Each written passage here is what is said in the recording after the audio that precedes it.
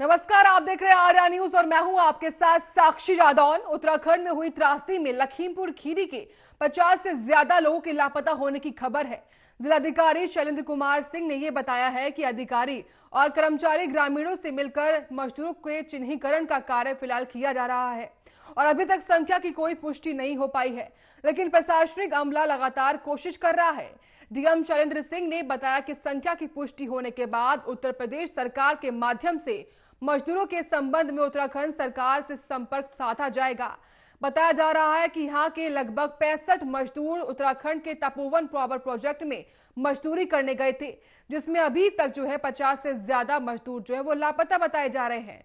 तो लखीमपुर खीरी का ये पूरा मामला जिस तरीके से उत्तराखंड में त्रासदी आई थी, उसको देखते हुए बता दें आपको, लखीमपुर खीरी के 50 से ज्यादा मजदूर वहां पर मौजूद थे जो कि तपोवन पावर प्रोजेक्ट में काम कर रहे थे।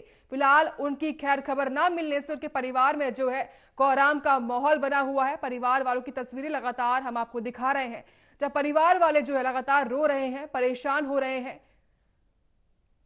तो तपोवन पावर प्रोजेक्ट में मजदूरी करने के लिए 65 मजदूर लखीमपुर खीरी से उत्तराखंड में मौजूद थे।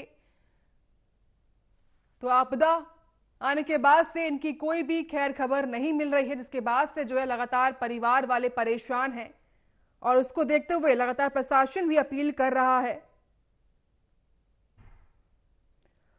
तो लगातार उत्तराखंड में जिंदगियों को बचाने की कोशिश की जा रही है। अभी भी वो 153 लोग वो लापता बताए जा रहे हैं। आपको बता दें फिलहाल लखीमपुर खीरी की तस्वीरें, जहां पर ये तमाम मजदूरों के परिवार है वो परेशान है, रो रहे हैं, रो रो कर इनका सबका बुरा हाल हो चुका है। उत्तराखंड में ग्लेशियर टूटने से जो त्रासदी आई थी, उसका असर तमाम देश के अलग अलग कोनों में देखने को मिला। चूंकि जो तमाम मजदूर थे वो देश के अलग अलग कोने से आए थे और फिलहाल लखीमपुर खीरी के लगभग 65 मजदूर वो बताए जा रहे हैं जो कि तपोवन पावर प्रोजेक्ट में काम कर रहे थे। बता दें अभी तक 50 से ज्यादा मजदूर वो लापता हैं। तो उत्तराखंड के तपोवन पावर प्रोजेक्ट में काम करने के लिए लखीमपुर खीरी से 65 मजदूर गए थे, जिनका कोई अता पता नहीं चल पाया है, जिसको देखते हुए लगातार प्रशासन भी संपर्क साधने की बात कर रहा है।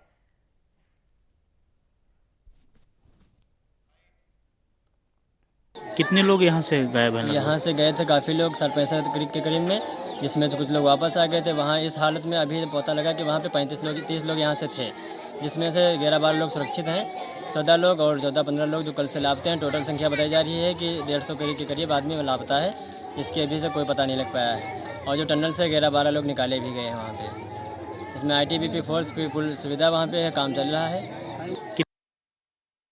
तो सुना आपने जिस तरीके से लगातार लखीमपुर खीरी के 65 मजदूर तपोवन पावर प्रोजेक्ट में काम करने के लिए गए थे, उनका कोई अता पता ना होने से परिवार में परेशानी है, संकट खड़ा हो चुका है परिवार के लिए। और परिवार की तस्वीरें लगातार आपको दिखा रहे हैं, जहां पर तमाम महिलाएं, बच्चे वो रो रो कर परेशान हैं और सिर्फ इनकी एक ही मांग कि इनके जो परिवार वाले हैं जो कि उत्तराखंड में फिलहाल मौजूद है, जहां कहीं भी उनको लेकर आए सरकार, और सभी की यही अपील है। तो उत्तराखंड में ग्लेशियर टूटने से त्रासदी हुई थी। त्रासदी आने के बाद से लगातार ऑपरेशन भी चलाया जा रहा है। आपको बता दें लगातार जिंदगियों को तलाशने का काम,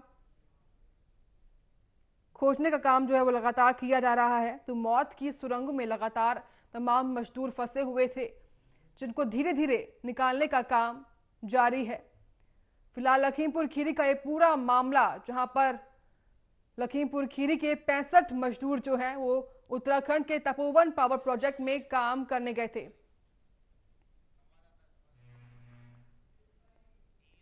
तमाम जानकारी के साथ संवाददाता धीरज तिवारी हैं फोन लाइन पर। धीरज, अभी तक 65 मजदूर जो कि बताए जा रहे हैं, जो कि उत्तराखंड के तपोवन पावर प्रोजेक्ट में काम करने के लिए गए थे, उनको लेकर क्या कुछ अभी तक जानकारी आपके पास? जी, डीएम साहब से बात की गई है, तो डीएम साहब ने बताया कि पूरी तरह से प्रशासन जो मुस्तैद है, पता लगाया जा रहा है। जनपद लखीमपुर करीब आधा दर्जन गांव से 65 लोग गए थे मजदूरी करने के लिए। तो क्या धीरज, जो 65 मजदूर गए थे, तो क्या इनमें से किसी से भी संपर्क नहीं हो पा रहा है? नहीं, कुछ लोगों से करीब 1 दर्जन लोगों से संपर्क हुए हैं, बाकी लापता है लोग, प्रयास किया जा रहा है। तो क्या प्रशासन ने क्या अभी तक उत्तराखंड सरकार से बातचीत की इसको देखते हुए? जी, जिलाधिकारी से बात हुई है। जिलाधिकारी ने बताया कि उत्तराखंड प्रशासन से पूरी तरीके से बात की जा रही है। जैसे ही हो सकता है बहुत जल्द से जल्द ही सभी लोगों का पूरी तरह से पता लगाया जाएगा। बहुत बहुत शुक्रिया धीरज तिवारी आपका तमाम जानकारी देने के लिए।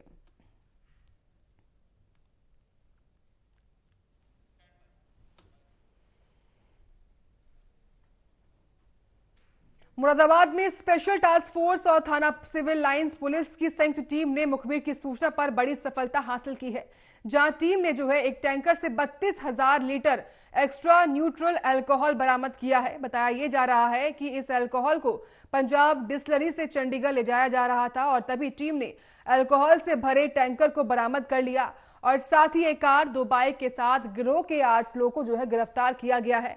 वहीं बताया यह भी जा रहा है कि पुलिस को इस गिरोह की काफी समय से तलाश थी। फिलहाल पुलिस ने सभी को जो है जेल भेज दिया और अग्रिम कार्रवाई करने में पुलिस जुटी हुई है।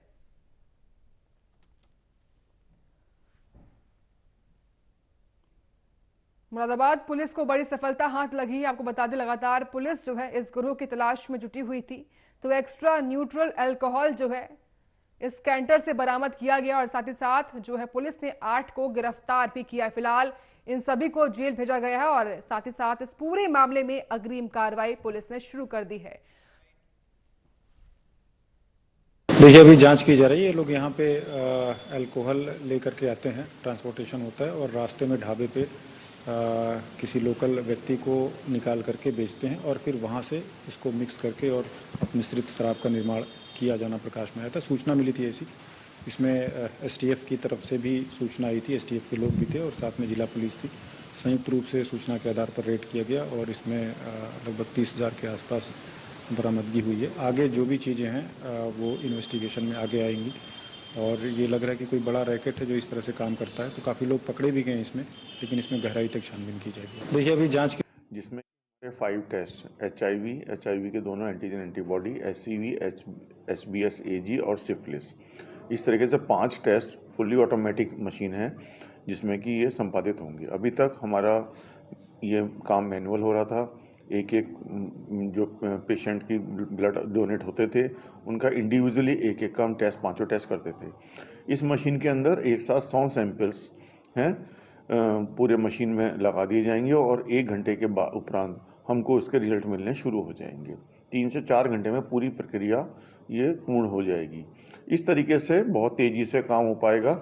जो हम बड़े बड़े ब्लड कैंप्स लगाते हैं, 40 आदमी, 50 ब्लड, 100 ब्लड, तो उसके अंदर जो हमारी मैन पावर लग रही थी कि 2 या 3 दिन में या 4 दिन में जाकर हमारे वो सारे सैंपल्स जो टेस्ट होते थे हैं, इसमें केवल एक ही दिन में अगले दिन हम टेस्ट कर देंगे और वो उसी दिन से फिर और लोगों को देने के लिए हमारा ब्लड उपलब्ध हो जाएगा।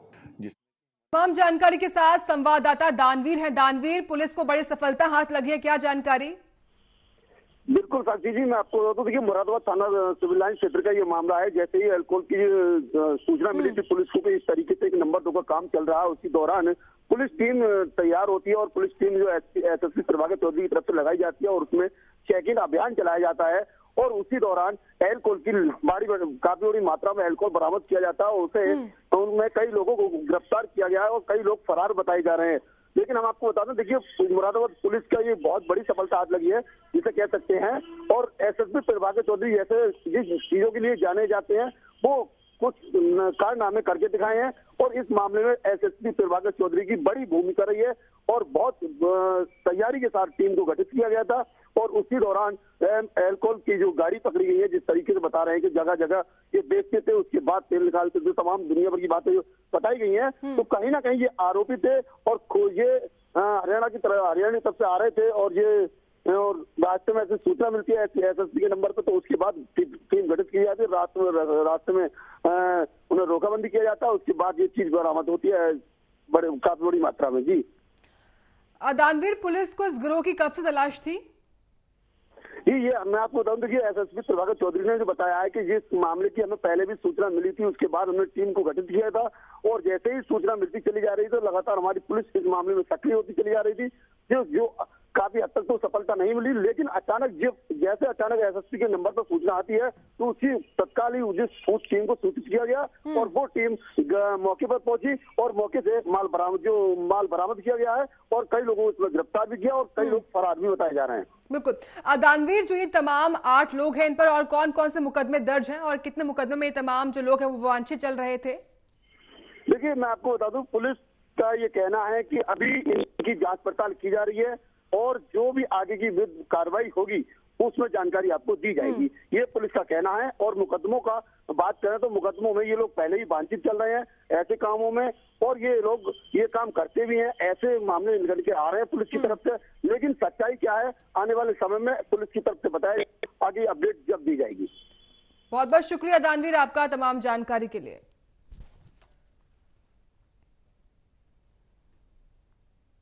वही बात अब उत्तराखंड की जाए। उत्तराखंड के चमोली की आपदा में अब तक 18 लोगों के शव बरामद हो चुके हैं, जबकि 202 लोग जो है वो लापता बताए जा रहे हैं। और साथ ही आपको बता दें कि टनल में अभी भी 25 से 35 लोग जो है वो फंसे हुए हैं। इन्हें निकालने के लिए सेना, आईटीबीपी, एनडीआरएफ, एसडीआरएफ की जो टीमें हैं वो लगातार लगी हुई हैं। और वही हादसे में 6 लोग जो है वो घायल हो चुके हैं और अभी तक जो है एनटीपीसी से 12 लोगों को जो है वो बचा लिया गया है। और यह आंकड़े राज्य आपातकालीन परिचालन केंद्र से जो है जारी किए हैं। वह रविवार को ग्लेशियर टूटने के चलते ऋषिगंगा पावर प्रोजेक्ट और तपोवन विशुगाड़ जल विद्युत परियोजना को ध्वस्त हो गई थी। और बता दें आपको, तपोवन विशुगाड़ प्रोजेक्ट की दूसरी सुरंग से जो है 30 से 35 व्यक्ति फंसे हैं और एसडीआरएफ की 11 टीमें जुटी हुई हैं और जो कि 2 टीमें हैं रेडी में, 4 टीम तपोवन में, 2 टीम जोशीमठ में और 3 टीम श्रीनगर में तलाशी अभियान को चला रही हैं। एयरफोर्स के 4 हेलीकॉप्टर भी इस पूरे ऑपरेशन में लगे हुए हैं।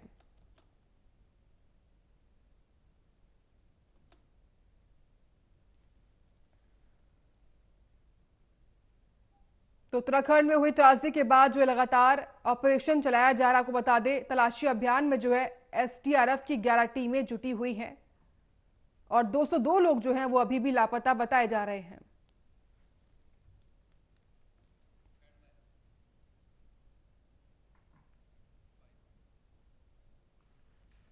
और राष्ट्रपति के अभिभाषण पर प्रधानमंत्री मोदी ने आज जवाब दिया है, जहां प्रधानमंत्री मोदी ने कोरोना काल के वक्त भारत के बेहतरीन प्रदर्शन की सराहना की और साथ ही कृषि कानून पर भी अपनी चुप्पी तोड़ते हुए कहा कि परिवर्तन जरूरी है और एमएसपी पहले भी था, अब भी है और आगे भी रहेगा।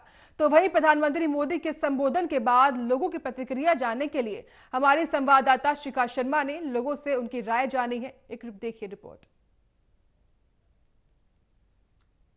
मोदी जी ने आज पूरे 1 साल बाद राज्यसभा को संबोधित किया था और जिन 2 बातों पे उन्होंने सबसे ज्यादा ध्यान दिया उनमें से एक थी उत्तराखंड में हुई घटना और दूसरी किसान आंदोलन। तो आइए चलिए लोगों से बात करते हैं और पूछते हैं उनका क्या कहना है इस किसान आंदोलन के बारे में। सर, मोदी जी ने बोला एमएसपी थी, है और रहेगी, पर जो किसान हैं उसमें कुछ बुजुर्ग भी बैठे हुए हैं, तो वो अपने इस आंदोलन को खत्म करें, अपने घर जाएं और बाकी जो जवान हैं वो आके उनसे बात करें। हम बात करने को तैयार हैं। तो इस पर आप क्या कहना चाहेंगे? मैं ये कहना चाह रहा हूँ, मैं भी एक किसान का बेटा हूँ। जो मोदी जी कर रहे हैं, एमएसपी की गारंटी दे रहे हैं, वो ठीक दे रहे हैं। इसके अलावा जो उन्होंने 3 कानून लाए, बहुत अच्छे कानून लाए, किसानों का इसमें फ़ायदा है। इसको जो किसानों के नेता टिकैत जी को इस पर कुछ फैसला लेना चाहिए और इनका आंदोलन खत्म करवाना चाहिए। उन्होंने ये भी कहा कि सेम बिल जब मोदी को लेकर आ रहे थे तो इतना ड्रामा हुआ था, तो अब क्यों जो कांग्रेस है वो किसानों को समझा नहीं रही है बल्कि उन्हें और भड़का रही है, वो ऐसा क्यों कर रही है?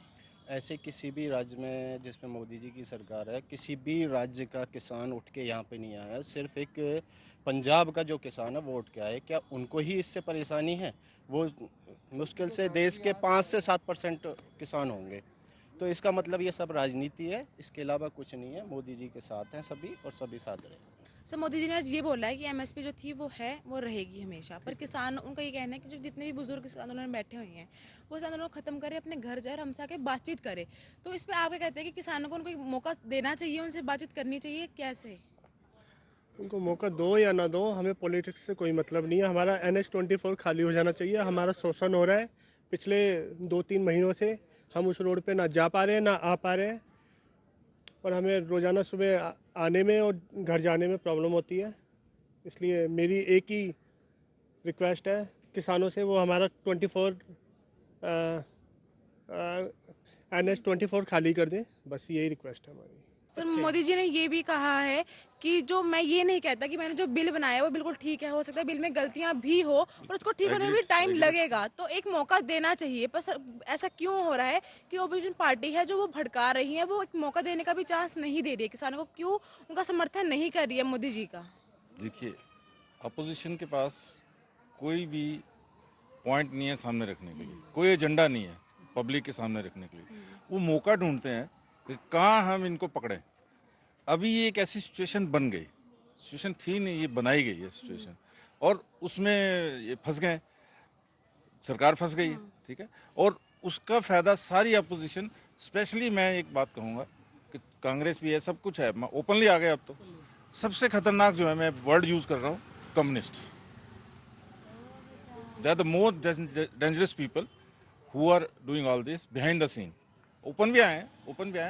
सो मैं ये समझता हूँ कि कितने किसान हैं जिनको इस बिल की समझ आ रही है। सबसे पहले तो यही क्वेश्चन उठता है, कितने % है जिन्होंने बिल को पढ़ा, बिल के पॉइंट्स को समझा हो, क्या अच्छा है क्या खराब है। जब गवर्नमेंट कह रही है कि हम तैयार हैं अमेंडमेंट करने के लिए, इवन 18 मंथ 18 महीने के लिए उन्होंने कहा कि हम इसको सस्पेंड कर देंगे, ठीक है, वो भी नहीं मान रहे। सस्पेंड करने के बाद बातचीत करी जाए और उसमें समझाया कि ये माइनस पॉइंट है इसका, उसको अमेंड किया जा सकता है। सर मोदी जी ने बोला है जो एमएसपी थी है वो रहेगी, पर जो किसान आंदोलन में बैठे हैं उनमें जो कुछ बुजुर्ग भी हैं तो वो अपने घर जाएं, इस आंदोलन खत्म करें और सरकार से आके बातचीत करें। अगर जरूरत पड़ी तो मोदी जी खुद फेस टू फेस होकर उनसे बात भी करेंगे, तो इस पर आप क्या कहना चाहेंगे? I agree with Mr. Modi ji. He is always right, and I think we should go with the Modi ji opinion. उनका ये कहना है कि जब ये बिल कांग्रेस पार्टी लाने वाली थी, मनमोहन जी ने कहा था, उन्होंने कुछ लाइनें बोली थी, तब उनको तो कुछ नहीं कहा गया, तब तो उनकी सरकार तो सपोर्ट कर रही थी। पर अब जब मैं लेकर आया हूँ तो मेरे टाइम में ये सब क्यों हो रहा है? जब मैं लेकर आया तो उनको खुश होना चाहिए ना कि मोदी जी उन्होंने वो बात पूरी कर दी जो मनमोहन जी चाहते थे। अब वही तो अब उनको मौका मिल रहा है कहने के लिए, मोदी जी अच्छा कर रहे हैं देश के लिए, तो अपोजिट पार्टी अपनी कांग्रेस वगैरह वो पैर डाल रहे हैं। तो ये अच्छा क्यों कर रहे हैं कि उनकी पार्टी खत्म हो रही है ना, ये खत्म हो रही है पार्टी, कुछ अच्छा करिए। उनके पास कोई एजेंडा है ही नहीं, वो है तो यही है पैर अड़ाना। मोदी जी अच्छा करते हैं तो उसमें वो पैर अड़ाते हैं। तो उस कुछ का भी हो, कोई भी काम अच्छा करते हैं वो अच्छा कह रहे हैं। उन्होंने ये कहा कि बुजुर्ग लोग अपने घर जाएं आज, और जो हैं जवान हैं वो बैठे, धरने से कोई दिक्कत नहीं है, आंदोलन करो, सबको हक है करने का, जब राइट सबको है, पर तरीके से करो, शांतिपूर्वक करो। अब बातचीत के लिए मोदी जी ने कहा कि हमारे रास्ते खुले हुए हैं, हम तो आज भी तैयार हैं, हम तो सभी के लिए बोल रहे हैं कि आओ हमसे बात करो, हम तैयार हैं। जो हमने कहा उस एमएसपी के बारे में बोल रहे थे कि एमएसपी है और रहेगी, उस पर उनका समर्थन खुला। उनके दिल में कोई ऐसा नहीं है कि गलत हो, वो देश के लिए अच्छा कर रहे हैं, अच्छा करेंगे, उनसे बेस्ट कोई नहीं है। राहुल गांधी क्या जानता है, मुझे कुछ आता ही नहीं उसे, तो वो तो ऐसे भैया भैया यही कहता है, वो और क्या आता है उसे, कुछ नहीं आता। मोदी जी बेस्ट प्रेजेंट है, सबसे अच्छे, ऐसा शायद ना होगा कभी हमारे हिसाब से। तो मोदी जी ने ये भी कहा है कि जो बाहर से जैसे हमारी हॉलीवुड के हैं वो कमेंट्स कर रहे हैं, तो उससे भी हमें अपने देश को बचाना है कि कहीं उनकी वजह से हमारे देश में फूट ना पड़ जाए। उन्होंने एक वर्ड भी यूज किया FDI करके, उन्होंने कहा बहुत से लोग बोलते हैं उस पर बनाते हैं मूवी, ऐसी बना देते हैं देश के प्रति, देवी देवताओं का अपने को अपमान करते हैं, वो चीज़ गलत है। बाकी मोदी जी जो कर रहे हैं बहुत अच्छा कर रहे हैं। ये सारी राजनीतिक पार्टियां दिख ही रही हैं, खुलेआम आ रही है मंच पे, सारे लोग, ये केजरीवाल कोई भी हो, और जो लगवाया बोल रहे हैं झंडा लगा मोदी जी का, वो आदमी है, कुछ नहीं है, मोदी जी कोई नहीं है, सब उनकी चाल है। उनको तो बदनाम कर रहे हैं, वो सबसे अच्छा आदमी है, उसको सब ये जानबूझ के बदनाम कर रहे हैं। सरकार का तो मैटर ही नहीं है कोई उनका, वो तो जब भी हल कर रहे हैं, अब भी हल कर रहे हैं। वो कह रहे हैं, आज भी कहा उन्होंने, कोई कमी है तो हम तैयार है, गलतियाँ सबसे होती है, हम इंसान हैं और हम करेंगे, पर बात करने के लिए आए तो सही कोई, पर ये अपनी राजनीति चक्कर में कोई जाता ही नहीं है। हम तो बेचारों को परेशान कर रखा है, मतलब अच्छा काम करने नहीं दे रहे हो। और मनमोहन जी के लिए पढ़ के भी सुनाया था, जो मनमोहन जी चाहते थे, मनमोहन जी बैठे थे सुन रहे थे वो, तो आज वो कर रहे हैं तो वो फिर क्यों ऐतराज है उनको? आज अच्छा कर रहे हैं तो क्यों ऐतराज है उनको? तो ये गलत है, अब अपनी राजनीति चक्कर में देश का नुकसान ही कर रहे हैं। मोदी जी बोलते हैं अगर वो अडानी को दे रहा है, किसके लिए ले जाएगा, उसके आगे ना पीछे कोई, वो देश के लिए ही तो कर रहा है। वो किसके लिए कर रहा है? देश के लिए ही कर रहा है, अपने लिए हर एक चीज़ देश के लिए कर रहा है। उसके पीछे कौन, किसके लिए करेगा वो? मेरी समझ नहीं आती, बोलते हैं लोग खा रहा है उनको दे रहा, किसके लिए कर रहा है वो? देश के लिए ही तो कर रहा है वो। सब मोदी जी ने आज ये कहा है कि जो किसान आंदोलन हो रहा है एमएसपी थी है और रहेगी, पर वो ये चाहते हैं कि जो किसान आंदोलन कर रहे हैं किसान, इस आंदोलन में से जो बुजुर्ग हैं उनको घर भेज दे, इस आंदोलन को खत्म करे और आके उनसे बात करें। मोदी जी खुद उन्हें बात करेंगे और समझाएंगे सब। मैं यही कहना चाहता हूँ कि समझदारी से आपस में मिलकर बात करनी चाहिए और इस मुद्दे को जल्द से जल्द खत्म करना चाहिए, क्योंकि जो स्थानीय लोग हैं उन्हें बहुत परेशानी हो रही है।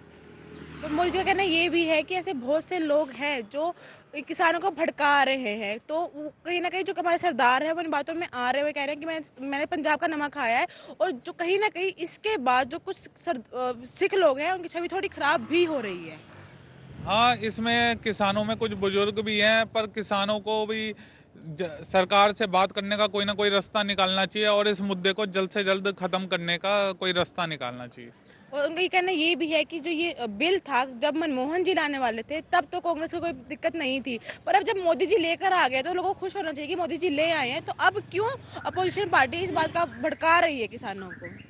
अपोजिशन और किसानों के बीच में जो वो है, मतलब जो अपोजिशन है वो भड़का रहे हैं, ये बात सही है। किसानों को भड़काया जा रहा है, किसानों को वो सपोर्ट करके डिसऑर्डर क्रिएट कर रहे हैं सिटी में, शहर में। इस चीज को खत्म करना चाहिए। सर मोदी जी ने आज ये बोला है एमएसपी थी, एमएसपी है, एमएसपी रहेगी। उनका कहना है कि सरकार जो किसान आंदोलन बैठे हुए हैं वो उनसे बात करे और जो बुजुर्ग बैठे हुए हैं वो अपने घर जाएं, मतलब वो यहाँ ना बैठे, उनकी हालत सेहत के लिए नहीं ठीक है। तब वो क्या लगता है कि क्या किसानों को उनसे बातचीत करनी चाहिए, उनको एक मौका देना चाहिए सरकार को? किसानों को सरकार से बात हमेशा करते आए हैं, करते रहेंगे। किसान देश के हित के लिए सारा काम करते हैं। ये कृषि प्रधान देश है हमारा हिंदुस्तान, और सरकार को उनकी बात माननी ही चाहिए, क्योंकि अगर किसान नहीं है तो हम लोग कुछ भी नहीं है, हम कोई भी नहीं है। नो फार्मर नो फूड वाला स्लोगन तो आपने देखा ही होगा। तो मोदी जी को उनकी बात 100% माननी ही चाहिए। उनका कहना है कि एमएसपी रहेगी, पर उस पर बिल जो कह रहे हैं कि एक साइन करके दो या कोई नया कानून ना, वो नहीं बनेगा। तो इस पर आप क्या कहना चाहेंगे? मैडम, जो भी बिल बने ना वो मोदी जी अगर बनाए या कैबिनेट बनाए तो किसान के फेवर में ही वो बिल बनना चाहिए। मेरा तो यही कहना है। पर कह रहे हैं कि ये बिल जो था वो कहीं ना कहीं मनमोहन जी भी लाने वाले थे, सेम बिल, पर अब जब मोदी जी लेकर आ रहे हैं तब इतना सब ड्रामा क्यों हो रहा है? ड्रामा तो मैडम, अगर किसी के पेट पे लात पड़ेगी, किसी के हाथ से रोटी छीनेगी तो वो देखो वो तो करेगा ही, और वही किसान लोग कर रहे हैं। उनका अधिकार है, उनको मिलना चाहिए। किसानों को उनका अधिकार जरूर मिलना चाहिए। तो वो कह रहे हैं कि इस बिल के पास वो किसी का अधिकार नहीं छीन रहे। जिनको जितने भी गरीब किसानों को फ्री में अनाज मिलता था या जो भी मिलता था सबको मिलेगा, किसी का हक नहीं छीन रहे हैं। वो चाह रहे हैं कि एक बार वो आके बात करें, मोदी जी खुद उनसे बात करेंगे, वो खुद समझाएंगे इस बारे में। बट किसानों को तो कुछ तो कमी लगी रही होगी इस बिल में। जो बेचारे गरीब किसान या अमीर किसान या जैसे भी किसान है वो 2 महीने, 2.5 महीने, 3 महीने से सड़कों पर बैठ के आंदोलन कर रहे हैं। कुछ तो उन्हें इस बिल में कमी लगी रही होगी, तभी वो सड़कों पर बैठे हुए हैं। मोदी जी का कहना है कि वो ये प्रॉमिस नहीं कर सकते कि वो जो भी बिल लाएंगे वो परफेक्ट होगा, पर वो कह रहे हैं एक मौका देखिए इस बिल को, कुछ दिन वेट करिए, देखिए कि क्या रिजल्ट निकल कर आता है। मैडम, ये तो फिर किसान ही वेट करेंगे उसके लिए, तो फिर वही बता सकते हैं। हम तो शहरों में रहने वाले लोग हैं, हमें तो किसानी के बारे में ABCD भी नहीं पता। बाकी हम किसानों के फेवर में हैं, सपोर्ट में हैं। किसान ठीक कर रहे हैं, बिल्कुल सही कर रहे हैं। कृषि प्रधान देश है, मोदी जी को उनकी बात माननी चाहिए। मोदी जी ने। और इसी के साथ खबरों में इतना ही। आप देखते रहिए आर्यन न्यूज।